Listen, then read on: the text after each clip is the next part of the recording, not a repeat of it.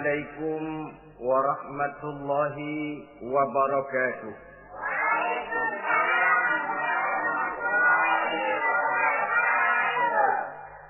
Bismillahirrahmanirrahim. Alhamdulillahi rabbil alamin. Wassalatu wassalamu ala asyrafil anbiya'i wal mursalin, Sayyidina wa maulana Muhammadin wa ala alihi wa ashabihi al-mujahidin at-tahirin, amma ba'du. Bapak-bapak, ibu-ibu, saudara-saudara kaum muslimin rahimakumullah. Pada pertemuan terdahulu kita telah membicarakan bagaimana memilih jodoh menurut tuntunan agama Islam.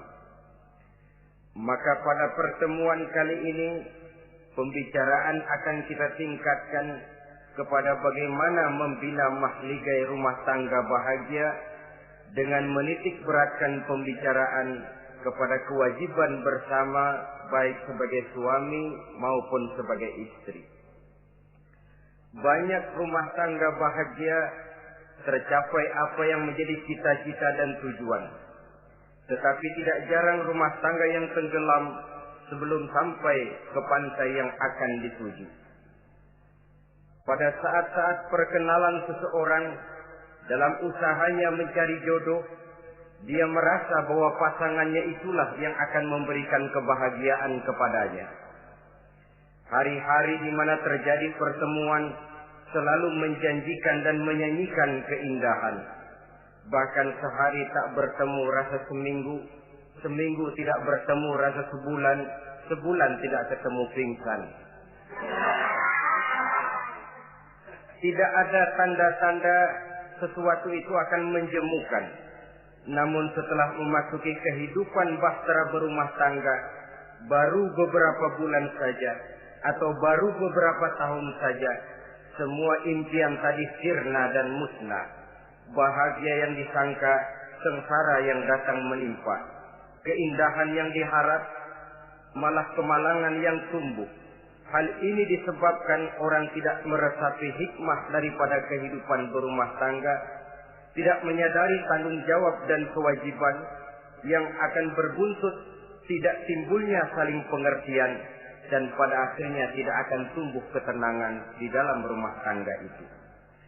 Bukankah kewajiban akan saling memberikan pengertian, pengertian membawa ketenangan, dan ketenangan adalah tangga utama untuk mencapai rumah tangga bahagia.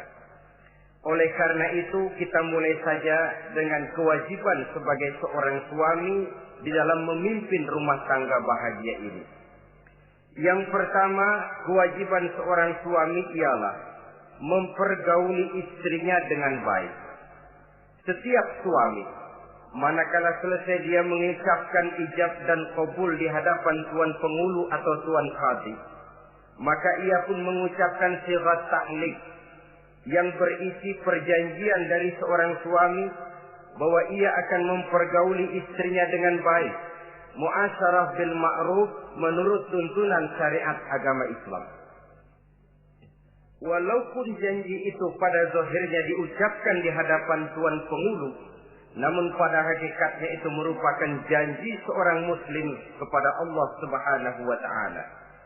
Ini tidak lain karena nikah dalam pandangan Islam merupakan sesuatu yang sakral, merupakan sesuatu yang suci dan bagian daripada ibadah kepada Allah Subhanahu wa taala.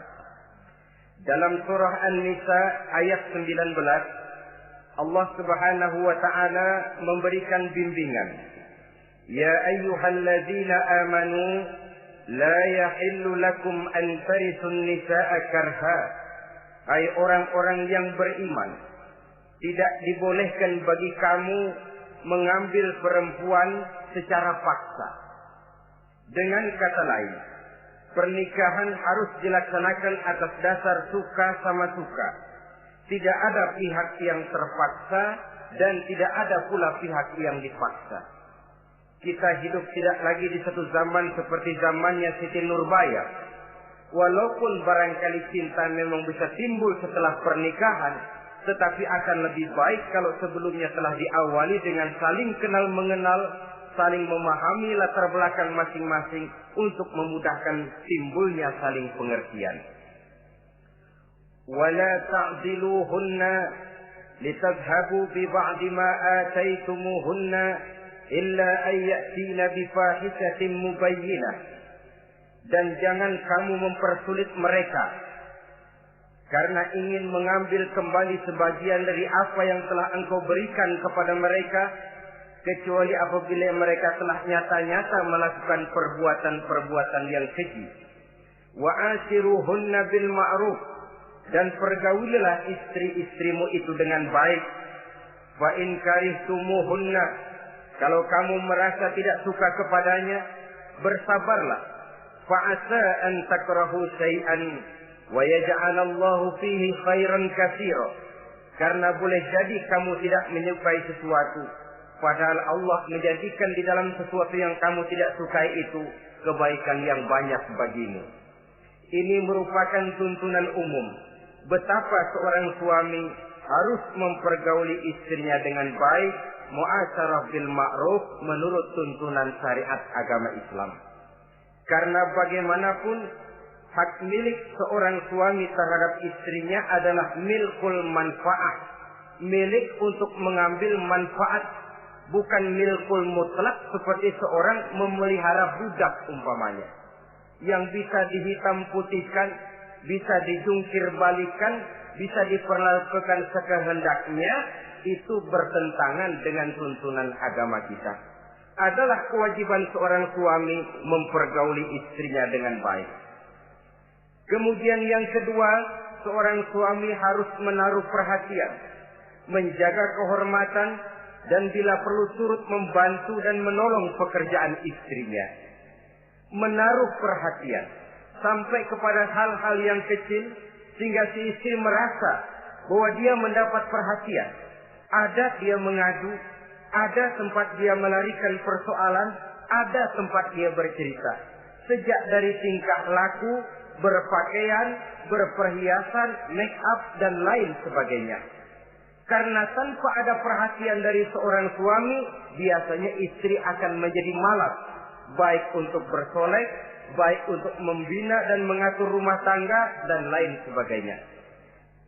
Apalagi tidak berat lidah untuk memuji perbuatan baik yang dilakukan istrinya, dan tidak mencela secara langsung perbuatan-perbuatan salah yang dilakukan oleh istrinya. Dia bisa menegur secara bijaksana dan dewasa. Saudara-saudara kaum muslimin, seorang sahabat bernama Salman Al-Farisi mempunyai adik perempuan yang kawin dengan Abi Dzar Al-Ghifari. Satu hari Salman datang menengoki adik perempuan ini di rumahnya. Dilihatnya adiknya, rambutnya acak-acakan, pakaiannya kumuh, pendeknya nggak enak dilihat. Salman memberikan nasihat, kau bersoleklah sedikit supaya suamimu betah di rumah. Kata istrinya, untuk siapa saya bersolek? Ya tentu untuk siapa lagi kalau bukan untuk suamimu. Kata adiknya, percuma saja, suami saya jarang di rumah. Kemana? Di masjid terus. Salman mengadukan hal ini kepada baginda Rasul. Lalu baginda Rasul mengatakan, inna likulli syai'in haqqun, segala sesuatu ada haknya. Allah ada haknya untuk disembah, istri pun mempunyai hak untuk dipenuhi. Melalaikan salah satu hak berarti melakukan kezaliman. Di sini kita melihat fungsi, karena kurangnya perhatian Abi Dzar Al-Ghifari terhadap istrinya akan mengakibatkan kemalasan si istri untuk mendandani dirinya sendiri. Dengan mendapat perhatian, apalagi tidak berat lidah, maka kegairahan dalam kehidupan berumah tangga rasa-rasanya akan sangat mudah terwujud. Kalau suaminya bersolek, kalau istrinya bersolek, kata suaminya, kau memang pandai milih warna. Walaupun barangkali warnanya norak betul. Tapi kalau pada saat itu seorang suami jujur, kan akan timbul pertengkaran. Kadang-kadang Istri bersolek, suami apa katanya? Lu sih dandan mangga dandan sama. Ini kan sudah tidak menghargai, tidak menaruh perhatian. Udah dah, dandan gak dandan sama, gue kenyang melihatnya. Saudara hadirin yang saya muliakan, tidak menaruh perhatian. Sehingga si istri merasa tidak diperhatikan. Nah kalau sudah tidak diperhatikan, lihat saja. Jangankan dalam contoh seperti berumah tangga, apa saja. Seorang anak kalau sudah tidak merasa diperhatikan oleh orang tuanya, dia akan sewenang-wenang. Begitu juga seorang pegawai kalau sudah tidak merasa diperhatikan oleh atasannya, semaunya kerja. Pun seorang istri, kalau dia merasa sudah tidak diperhatikan oleh suaminya, akibatnya dia akan dandan semaunya, dia akan ngurus rumah tangga semaunya, dia akan memasak masakan semaunya. Nah kalau sudah semaunya begini, alamat tidak akan ada keharmonisan di dalam kehidupan rumah tangga itu sendiri. Suami yang baik sangat menaruh perhatian kepada istrinya. Dari hal yang kecil sampai pun kepada yang sebesar-besarnya. Tapi tidak berarti nyeleneh. Apa itu nyeleneh? Menaruh perhatian bukan selalu mau ingin tahu. Jangan lantas suaminya yang beliin bedak, suaminya yang beliin. Itu nyeleneh namanya. Overacting. Terlalu berlebih-lebihan sampai kepada sesuatu yang tidak pada tempatnya. Di samping menaruh perhatian juga menjaga kehormatan. Dan bila ada waktu, dia turut membantu, menolong pekerjaan daripada istrinya. Bukankah seorang perempuan mau melakukan nikah dengan seorang laki-laki karena dia mendambakan hidup yang bahagia? Terus terang saja kan kadang-kadang istri kita ini lebih banyak borongan. Yang saya maksud borongan artinya ya sebagai istri ya dia, ya nyuci ya dia, ya masak ya dia, ya membersihkan rumah tangga ya dia. Istri borongan. Baiklah kalau barangkali memang kondisi ekonomi kita belum menunjang ke arah sana. Walaupun istri berkewajiban untuk taat kepada suami, tetapi adalah wajar suami pun tenggang rasa dan timbang-timbang. Rasulullah saja kadang-kadang dan tidak jarang menjahit bajunya sendiri, memperbaiki kasutnya sendiri. Artinya pada waktu yang terluang dan memang bisa dilakukan, jangan mengandalkan kepada istri. Dengan demikian istri merasa bahwa resiko membina rumah tangga adalah merupakan resiko bersama. Saudara-saudara, yang ketiga, seorang suami yang baik memperhatikan yaitu tidak mengeluarkan kata-kata yang kasar. Sebab apa? Perempuan adalah makhluk yang paling cepat tersinggung. Perasaannya sangat halus. Dan saya kira perempuan itu lebih sakit ditampar dengan bahasa daripada ditampar dengan tangan. Kalau ditampar dia dengan tangan, urusannya paling nangis 2-3 jam sudah sembuh. Tapi ditampar dia dengan kata-kata, ditampar dia dengan omongan, itu sangat menyakitkan hatinya. Seorang suami yang baik tidak mengeluarkan kata-kata yang menyinggung perasaan, kata-kata yang kasar. Dia pandai menggunakan kata-kata yang baik untuk menghidupkan rumah tangganya. Rasulullah seringkali memanggil Siti Aisyah itu dengan Humaira. Humaira dari kalimat ahmar yang kemerah-merahan. Sebab rupanya kulit Siti Aisyah itu kuning kemerah-merahan seperti tomat mengkel. Sehingga panggilannya Ta'ali ya Humaira, kemarilah wahai yang kemerah-merahan. Alangkah indahnya panggilan ini. Kadang-kadang kita mah jujur suami ini. Ketahuan istri bongkok, enak banget bongkok, sini loh.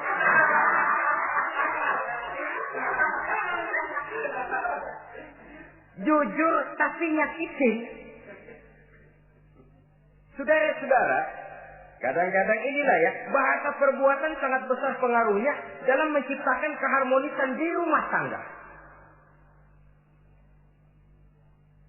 Pacaran mah manggilnya yang, Mau kemana yang? Udah endah aja udah. Begitu berumah tangga masih indah kakanda. Punya anak satu, bapaknya anak-anak. Punya anak dua, bapak lo. Sudah 3 anaknya, bapak hilang eluh manggilnya. Panggilan ini mengalami pergeseran. Nah begitu juga suami. Ketika pacaran bukan main. Ketika baru melakukan akad nikah sedang honeymoon bulan madu, asik betul. Kemana-mana selalu bersama. Kondangan selalu bersama. Resepsi pergi bersama. Jalan bergandengan tangan. Istri sedikit terpeleset. Khawatir bukan main. Hati-hati yang.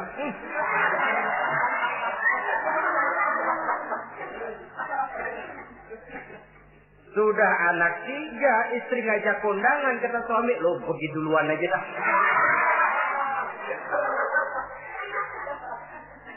Pulang kondangan, istri laporan, bang saya kepleset. Emang lu mau mampus?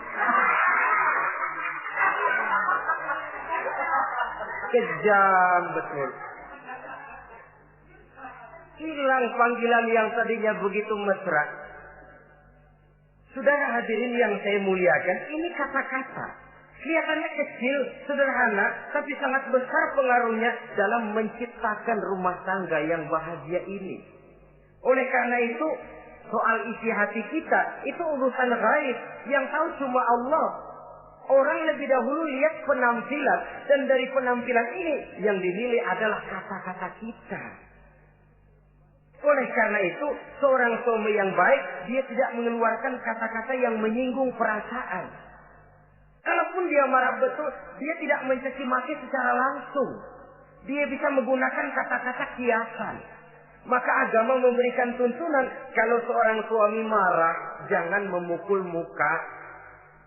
Dan mukul pun bagian terakhir. Jangan jalan pertama. Kadang-kadang ada juga loh Pak, suami marah sama istri persis korambil gebugin maling. Aduh, gelebuk gak karuan.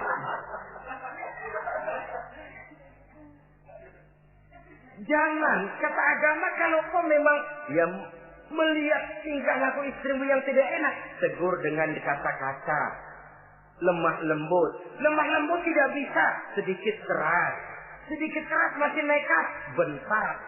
Bentak pun tidak bisa juga, pisah tempat tidur. Pisah tempat tidur masih tidak bisa juga, pukul. Jangan mukanya, bagian lain dari tubuh. Itu pun tujuannya bukan untuk menyakiti, tapi untuk mendidik. Saudara hadirin, misalnya istri tidak sholat, suami tampil, bu sholat. Mboknya malu sama tetangga kalau nggak sholat. Dengan lemah lembut masih tidak kena. Besok kencengan dikit ngomongnya. Kemarin kan udah saya bilangin sholat 2 kali, belum mau juga. Oh sholat jadi. Mulai naik tensi omongan. Masih nekat. Begini saja. Saya dari kalem sampai bentak udah. Sekarang kamu nggak mau juga sholat, saya mulai nggak enak pikiran. Mulai ntar malam kamu tidur kamar depan, saya kamar belakang. Pisah tempat tidur. Kadang-kadang kan nggak kuat emosi kalau sudah marah sama istri, ngebludak. Kalau istri diusir, udah pulang ke rumah moyang muzat.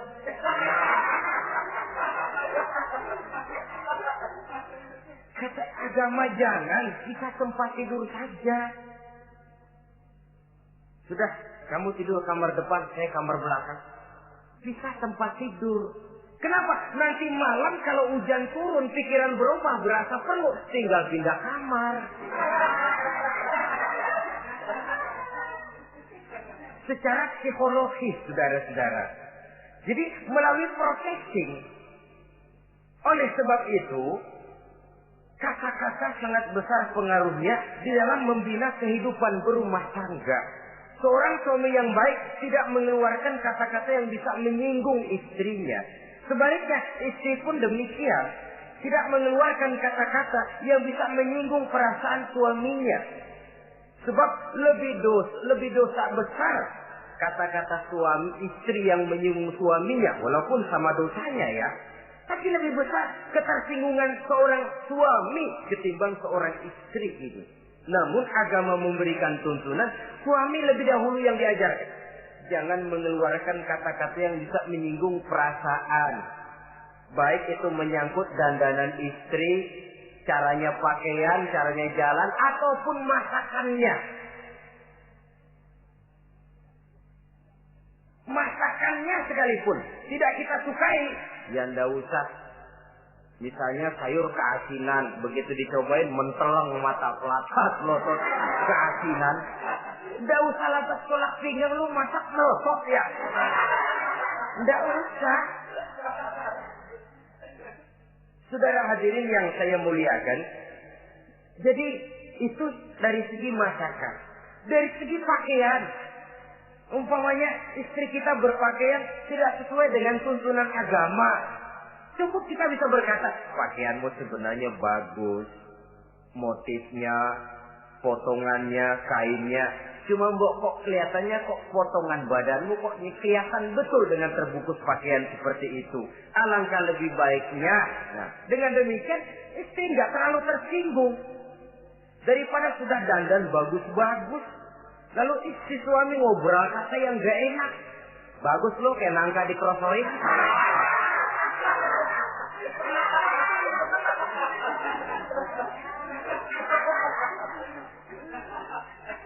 Allahu Akbar. Istri tentu saja tersinggung. Atau dia pakai bedak berlebihan. Ya tentu dia pun begitu karena ingin ada kebanggaan. Suami jalan dengan dia merasa bangga. Tapi over. Bedaknya berlebihan, lipstiknya berlebihan. Suami usil. Begitu mau berangkat kondangan, istrinya keluar nanya, mau main topeng monyet di mana?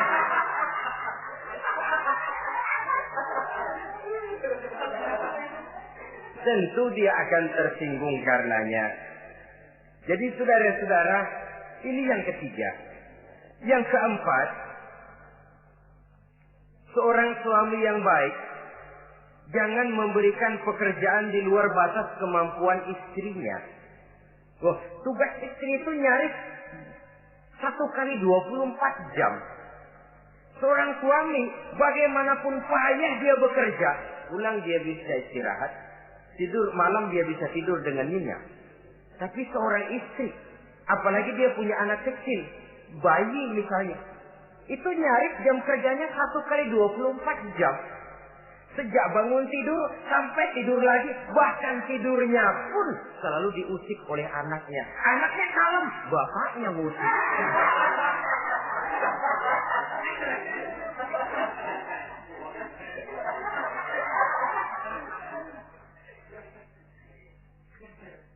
Jadi jangan memberikan pekerjaan di luar batas kemampuan. Kata pepatah, "Iza aradta an tuta'a fasal ma yustata." Apabila kamu ingin ditaati, perintahkan apa yang orang mampu mengerjakan. Jadi kalau kita memerintahkan seseorang untuk melaksanakan sesuatu yang dia jelas tidak mampu, itu artinya sama dengan kita tidak ingin ditaati oleh orang itu. Bukan dia tidak mau taat, jenis pekerjaan yang kita berikan di luar batas kemampuannya. Nah kalau sudah begitu, tentu saja lalu ketaatan akan menurun jadinya. Tadi sudah saya katakan, kadang-kadang istri kita ini istri borongan.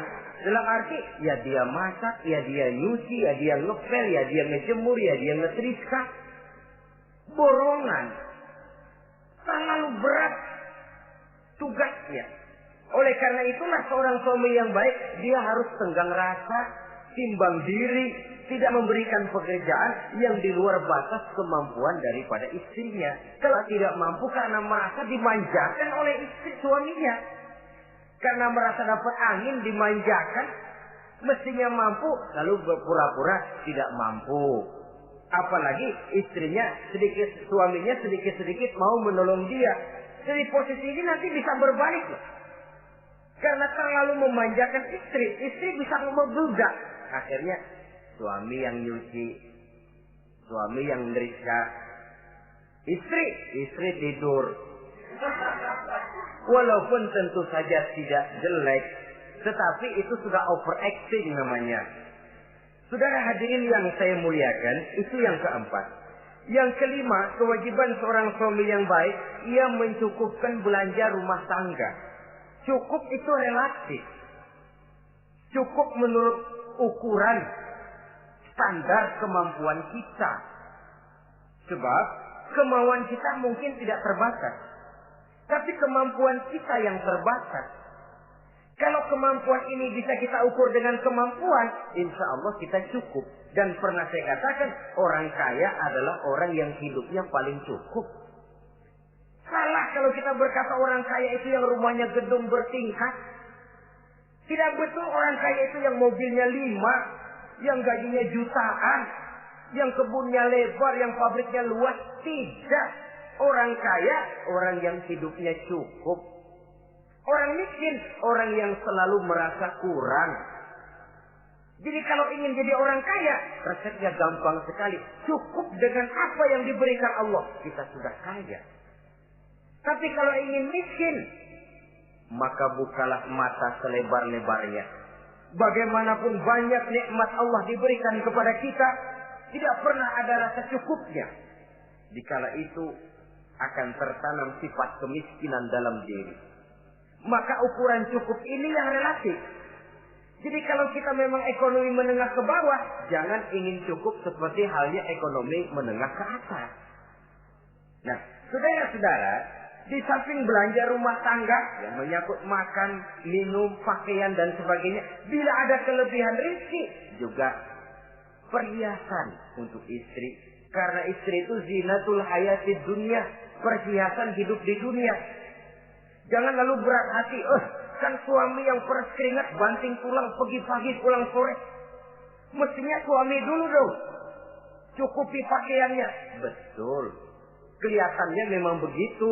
Tapi jangan lupa, istri kita bagian daripada hidup kita. Baik dia dilihat orang, baik kita disebut orang. Jelek dia dipandang orang, jelek juga kita disebut orang.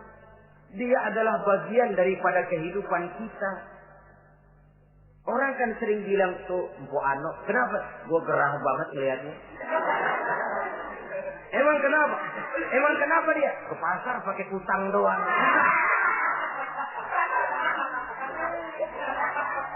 Kata temennya, terang aja dia kan binnya si Meun itu. Si Meun yang nggak tahu apa-apa ikut kesebut-sebut. Istri adalah bagian daripada kehidupan kita. Zolim seorang suami, mentang-mentang dia merasa dia yang cari duit, lalu buat dirinya dia beli pakaian yang mahal-mahal. Istrinya cuma nggak karung doang dipakai. Istri adalah bagian daripada hidup kita. Baik dia dilihat orang, baik kita disebut orang. Jelek dia dilihat orang, akan jelek juga kita jadi pembicaraan orang. Ini tidak lain karena dia merupakan perhiasan bagi suami dan bagian daripada kehidupan seorang suami.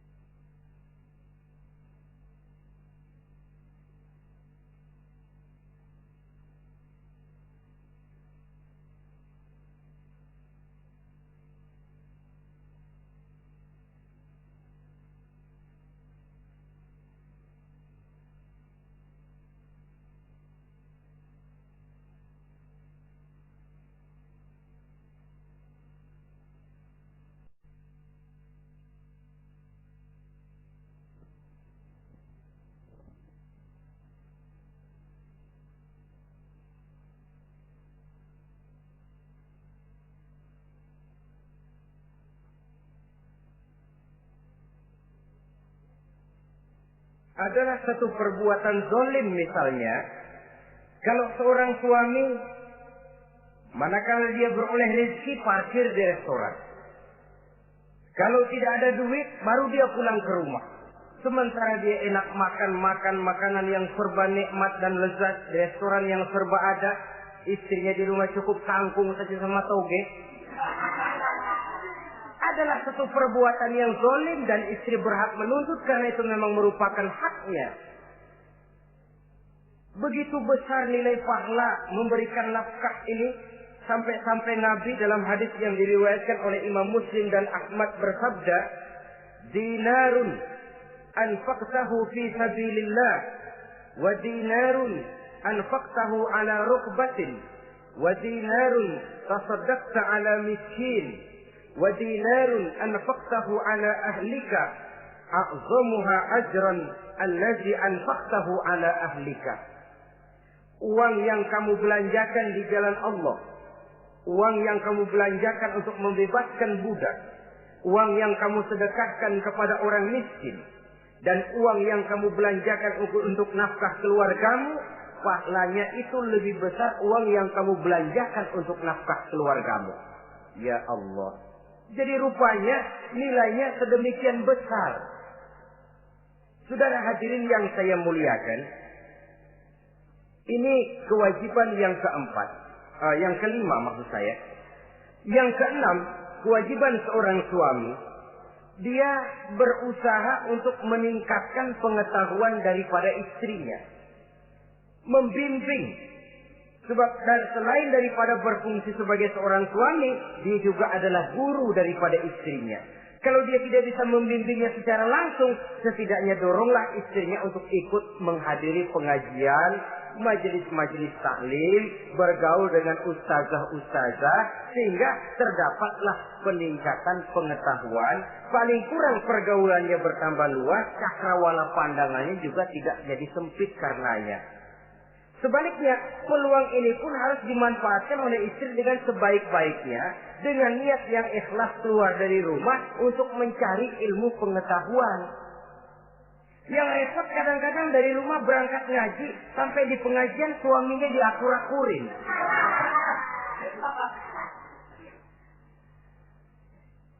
Atau tetangganya jadi bahan gunjingan. Ngajinya cuma setengah jam, ngomongin orangnya sejam setengah. Ini malaikat bingung, kacau amat ya orang. Ini yang kadang-kadang menimbulkan hal-hal yang negatif. Padahal keluarnya dari majelis taklim, keluarnya dari pengajian. Tapi karena di pengajian yang dilihat adalah gelang temennya, anting temennya, rantai temennya, lalu walaupun nggak tahu belaga, tahu baru dapat berita burung, katanya si Ano, oh iya anu.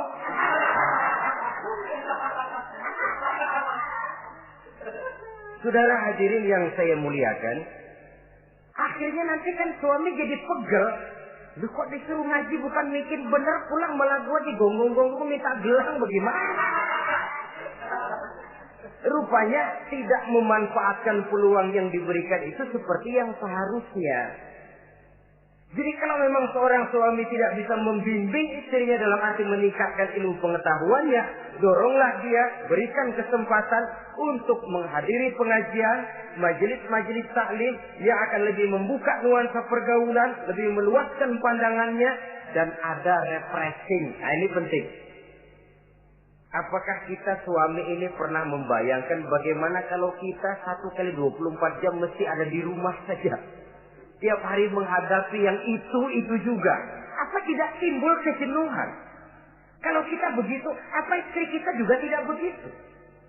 Karena itu sangat bijaksana kalau ada waktu luang, Boya ajaklah istri dan anak-anak makan di rumah makan. Kalau ada kelebihan rezeki loh ini ya. Tapi jangan maksa-maksa. Karena terlalu ingin lalu ngutang dulu sama teman. Itu juga nggak betul. Niatnya baik, cuma ngutangnya itu nanti yang jadi nggak betul. Ya, refreshing, relax, santai. Apa itu ke Taman Safari, apa itu ke Bogor. Supaya istri ini merasa ada selingan dalam hidup. Tidak jenuh, tidak monoton. So, kalau dia jenuh, akhirnya kan, wah ublek-ublek di depan dapur mulu.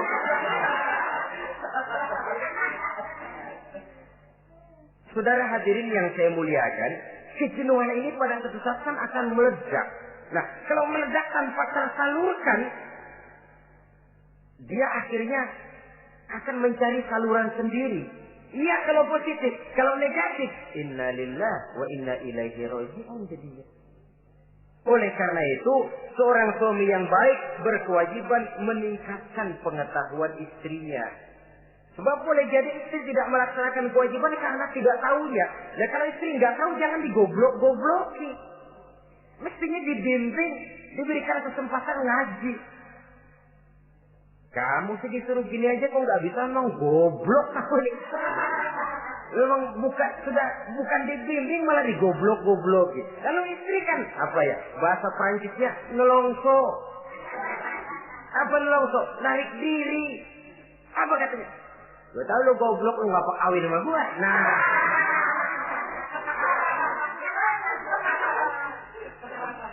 atau pada kata yang lebih nggak enak, gue digoblok-goblokin juga, dipakai juga. Nah,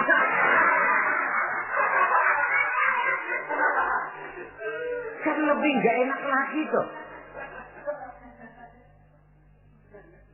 Jadi saudara-saudara, hal-hal yang memerlukan kesabaran ini memang menuntut kedewasaan dari seorang suami. Dia kalau baru 1-2 bulan berumah tangga, segalanya masih menjanjikan dan menyanyikan keindahan. Tapi makin hari kita bergaul di rumah tangga, kita makin tahu karakter, mental, watak daripada istri. Kekurangannya mulai kelihatan, keburukan wataknya mulai nampak. Dikala itulah kita sebagai suami harus dewasa, sabar, membimbing mereka. Kalau waktu 2-3 bulan pertama di rumah tangga namanya honeymoon, segalanya indah. Mana ada kekurangan. Masa keasinan, lezat. Nasi kekerasan, asyik. Segalanya nggak pernah salah, selalu betul. Suami, istri masak keasinan. Lihat si suami melotot makan, nanya, "Bang, sayur keasinan?" Enggak. Soal keasinan bagus. Keasinan masih bagus. Kenapa? Udah endah aja. Tapi mampukah ini bertahan? Ini yang jadi masalah, mempertahankan suasana kebaruan itu. Saudara hadirin yang saya muliakan, yang ketujuh, kewajiban suami ini, suami yang baik memberi kesempatan kepada istri untuk nengok, bersilaturahmi dengan orang tuanya, kerabatnya, atau tetangganya. Walaupun nanti ya, istri tidak boleh menggunakan ini secara salah. Karena apa? Karena orang tua dan mertua itu cuma istilah. Hakikatnya ya sama, yang mertua ya orang tua. Ya apalagi orang tua. Itu cuma satu istilah. Perbedaan istilah tidak harus menyebabkan kita berbeda sikap. Jangan kalau mertua yang datang, suami curiga. Kalau istri didorong-dorong. Babe itu tuh datang. Babelu katanya. Lalu belum apa-apa sudah buruk sangka. Biasa babelu. Biasa katanya.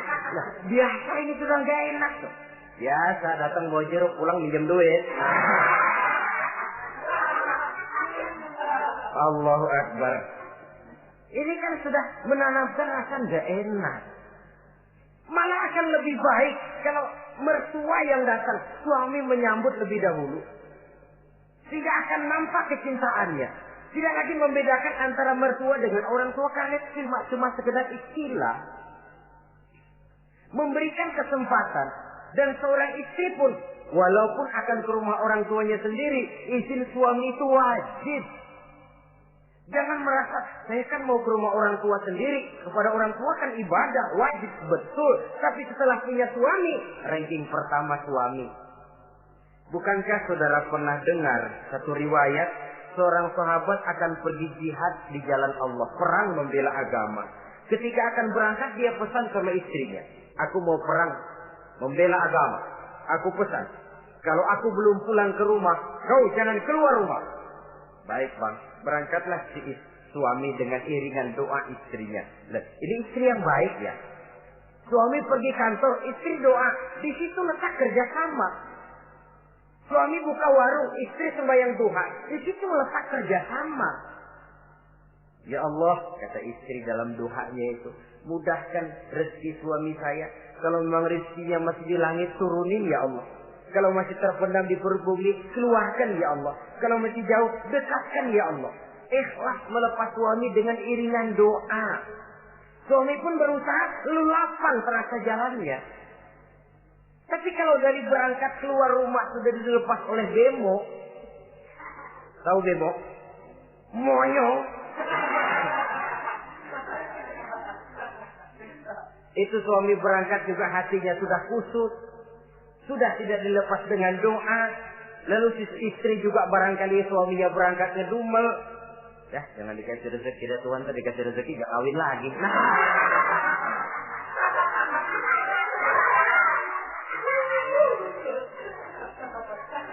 Kalau sudah semacam ini yang terjadi, bukankah masing-masing yang berangkat pikiran kusut, yang melepas pun pikiran gak enak jadinya.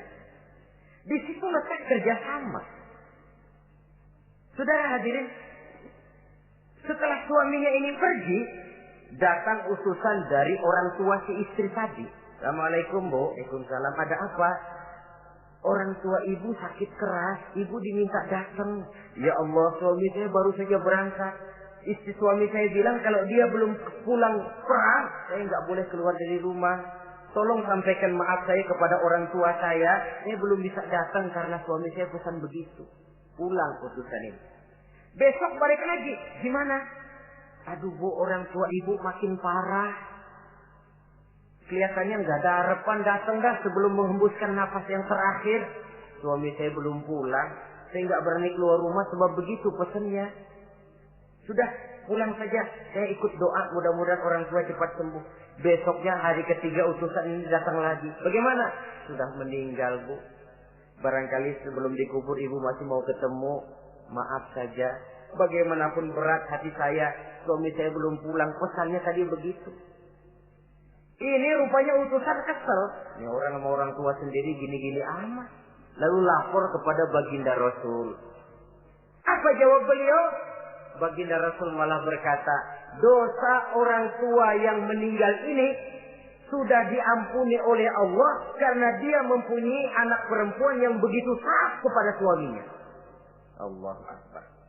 Jadi ketaatannya kepada suaminya ini diberikan satu ganjaran oleh Allah mengampuni dosa orang tuanya yang sudah meninggal ini. Jadi jangan merasa mentang-mentang mau ke rumah orang tua sendiri selonong boy.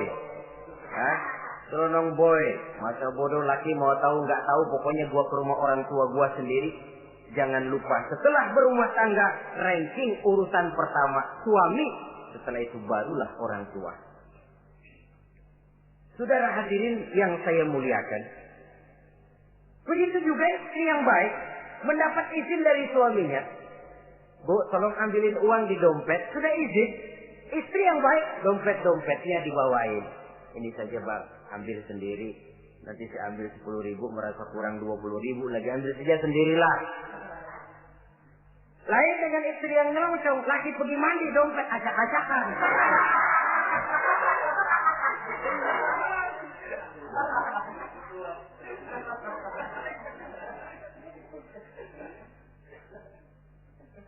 Saudara hadirin yang saya muliakan, baik silaturahmi itu kepada orang tua atau kerabat, famili, andai tolan, keluarga lain, ataupun tetangga. Tetangga itu perlu sepanjang dia menghasilkan nilai-nilai positif. Karena memang kita makhluk bermasyarakat. Yang tidak boleh kalau dengan bertetangga itu lalu menghasilkan hal-hal yang negatif. Saudara hadirin, yang ke-8, seorang suami yang baik wajib bersikap lapang dada dan sabar menghadapi kekurangan-kekurangan yang ada pada istrinya. Lapang dada dan sabar. Sebab memang membangun manusia itu lebih sulit dari membangun jembatan. Kalau memperbaiki jembatan mungkin seminggu 2 minggu selesai. Tapi memperbaiki watak seseorang memerlukan waktu lama. Prosesnya diperlukan kesabaran, sikap lapang dada dan sebagainya. Seorang suami harus bersikap lapang dada dan sabar menghadapi kekurangan-kekurangan yang ada pada istrinya. Dan kekurangan-kekurangan itu tidak lalu dia ceritakan kepada yang lain. Kan ada toh kadang-kadang Suami kalau ngobrol sama temennya, kekurangan istrinya jadi topik diskusi. Ini gue payah banget dah. Lu nggak ada yang nanya, istrinya dipayahin di mana-mana. Kayaknya nggak malu. Mengorek aib sendiri kan menepuk air di dulang, toh itu artinya. Kalau aib istri kita ceritakan di mana-mana, bukankah artinya kita juga menceritakan aib kita sendiri? Karena istri bagian daripada kehidupan kita. Sebagaimanapun seorang istri tidak wajar menceritakan aib dan kekurangan suaminya di mana-mana. Malah dia harus menutupi. Malah kelemahan-kelemahan dan kekurangan suaminya harus dia jaga. Dia tetap bangga. Di mata saya, suami saya adalah Arjuna yang tidak punya kekurangan apa-apa. Kalaupun orang bawakan berita, tidak betul itu. Walaupun hatinya panas, tapi dia masih bisa menunjukkan wajah yang sejuk, senyum dalam hati yang panas. Sebab saudara-saudara, apabila kita tidak punya filter, ini kadang-kadang kita mau tenang, kita bisa dibakar oleh yang lain. Tapi kalau ada filter, kita bisa menyaring, boya masa iya. Sehingga dengan demikian, sikap lapang dada dan kesabaran ini, walaupun diutamakan adalah merupakan kewajiban suami, juga sekaligus merupakan imbangan daripada si istri. Nah, kemudian yang ke-9, seorang suami wajib berpenampilan bersih dan rapi di hadapan istrinya. Hingga tanpa anggun. Anggun ini lalu menimbulkan wibawa. Nah, dari wibawa lahir rasa hormat. Tapi kalau suami di depan istrinya kelihatan butut, rebek, jelek, belek,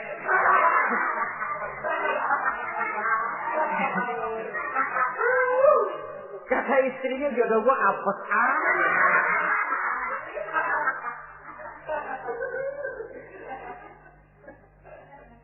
tidak akan timbul kewibawaan. Nah, kalau sudah tidak timbul wibawa, dia bagaimana si istri itu akan merasa dia wajib taat kepada suami. Saudara hadirin yang saya muliakan, jadi ternyata penampilan bukan cuma kewajiban istri, seorang suami juga harus mengimbangi itu. Sehingga dengan demikian keterasian dalam kehidupan di rumah tangga itu akan terasa jadinya. Nah, inilah pada prinsipnya kewajiban daripada suami. Lalu kemudian apa kewajiban istri ini? Yang pertama, saudara-saudara, terutama ibu-ibu tentu, istri itu berkewajiban untuk taat dan patuh kepada suaminya.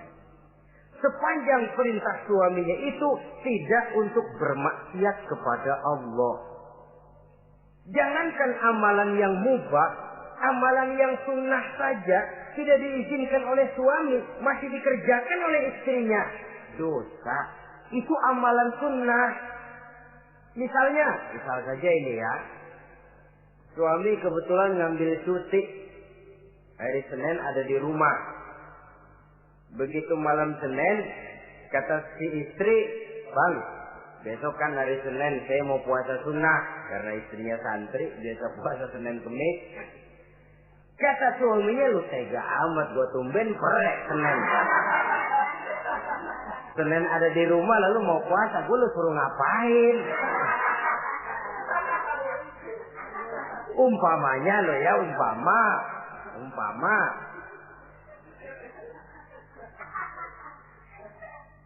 Lalu tanpa izin si suami, istri puasa juga, puasa sunnah. Bukan saja tidak mendapat pahala, malah dosa hukumnya. Ini amalan sunnah. Apalagi timbang pergi arisan. Apalagi timbang pergi tetangga. Amalan sunnah tidak mendapat izin daripada si suami, dosa untuk dikerjakan. Dengan pertimbangan tadi, ya tumben cuti hari Senin. Istri dadakan puasa, lah suami nganggur total.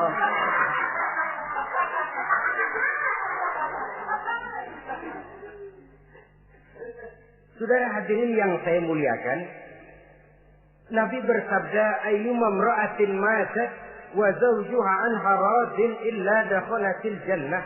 Apabila seorang istri, seorang perempuan meninggal dunia, suaminya ridho kepadanya, maka perempuan itu pasti masuk surga.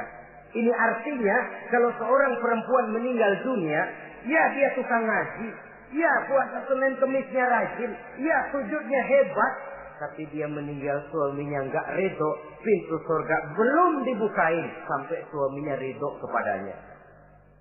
Ini begitu besar kewajiban untuk taat. Nah, di sini suami wajib ngimbangi. Jangan mentang-mentang istri wajib taat, lalu suami overacting, kerjanya cuma tulak pinggang sama nunjuk. Lo kalau gue bilang nyungsep, ya enggak. Contoh dari baginda Nabi tadi sendiri kok, beliau itu menjahit bajunya, memperbaiki kasusnya. Yang bisa, ia kerjakan, nggak usah ngandeli. Saudara hadirin, yang kedua, seorang istri berkewajiban untuk memperlihatkan budi pekerti yang baik kepada suaminya. Lah, budi pekerti itu yang baik yang bagaimana? Yang diisyaratkan oleh Nabi. Apa kata beliau? Khairun nisa, perempuan yang baik ialah man sarratka iza absorta, yaitu yang mengembirakan kamu apabila kamu memandang kepadanya. Satu, ini termasuk budi pekerti yang baik. Apabila dipandang oleh suaminya, dia pandai menyenangkan, menggembirakan hati suaminya. Jadi, tolong ibu-ibu, jadilah istri yang siap pakai. Nah, itu tuh. Itu istilahnya. Anytime already, standby. Ya. Apabila dipandang, dia sanggup menggembirakan hati suaminya. Suami pulang dari pasar dagang rugi, istrinya tampil. Itulah bang romantikanya dagang. Mboya sekali-sekali rugi. Apa mboya selalu untung? Gelombang laut saja pasang surut. Lah suami kan merasa ada air penyejuk. Ini termasuk menggembirakan. Jangan suami sudah pulang dari pasar rugi, mikul panjang, ngos-ngosan sampai rumah istri ceramah. Lasar lu laki goblok.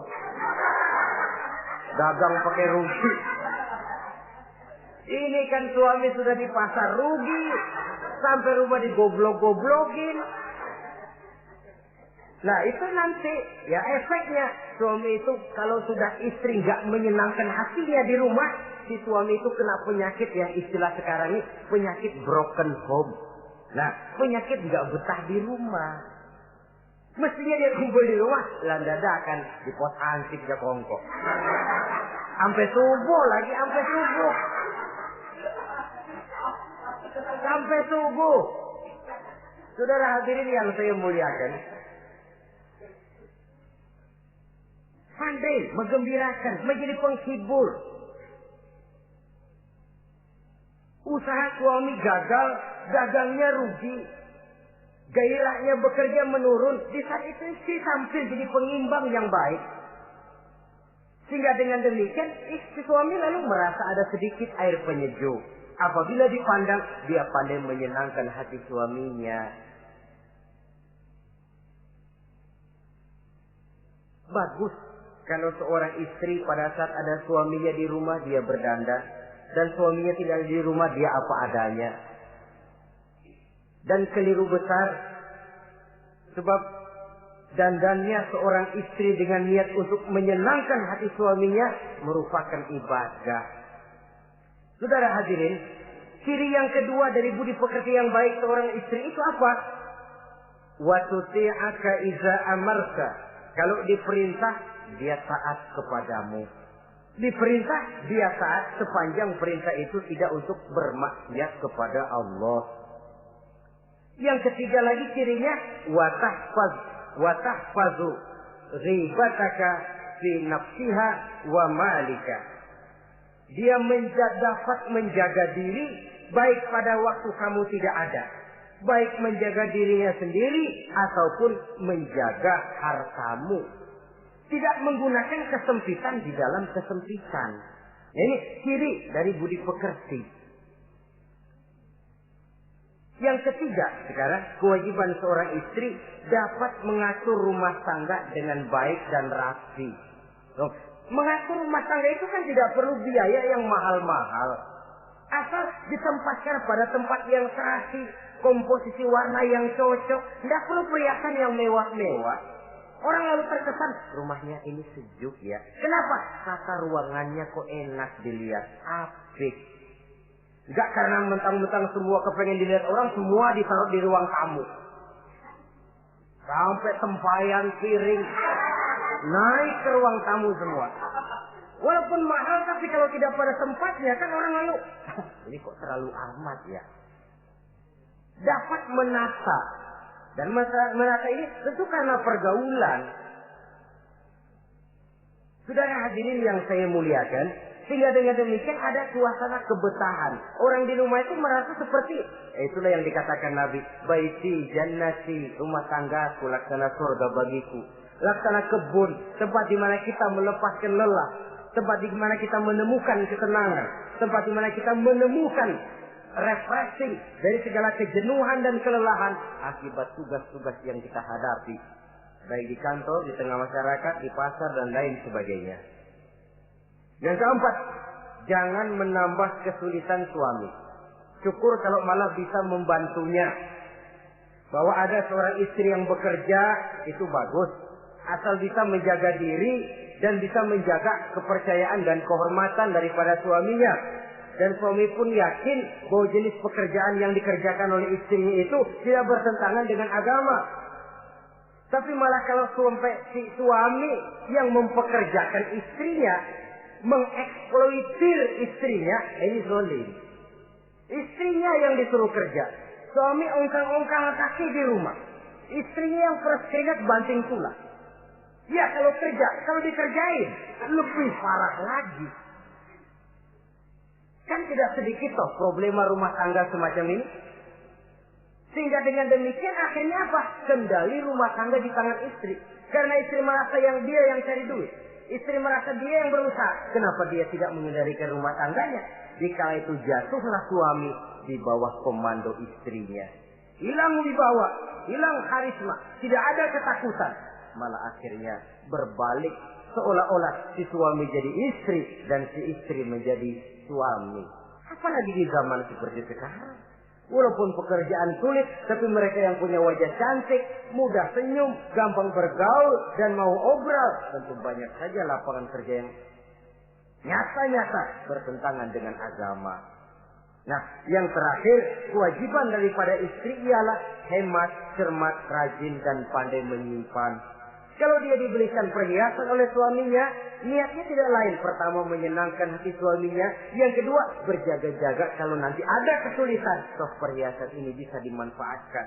Tidak untuk show, tidak untuk sombong-sombongan, tidak untuk hebat-hebatan, tapi dua hal yang jadi pilihan utama tadi. Dengan sikap hemat, cermat, rajin, dan pandai ini, menyimpan, memanfaatkan, dan menggunakan, maka nilai ekonomi di rumah tangga insya Allah akan mengalami stabilnya. Dengan demikian saudara-saudara, secara sepintas kewajiban suami dan istri sudah kita bicarakan. Dengan saling melaksanakan kewajiban akan timbul saling pengertian. Dari pengertian akan timbul ketenangan. Dari ketenangan insya Allah akan terwujud rumah tangga yang bahagia. Insya Allah nanti pembicaraan akan kita lanjutkan yang mengenai kewajiban bersama dan kewajiban orang tua terhadap anak-anaknya. Mudah-mudahan ini bermanfaat. Terima kasih atas perhatian saudara. Mohon maaf atas segala kekurangan. Usikum wa nafsi bitaqwallah. Wassalamualaikum warahmatullahi wabarakatuh.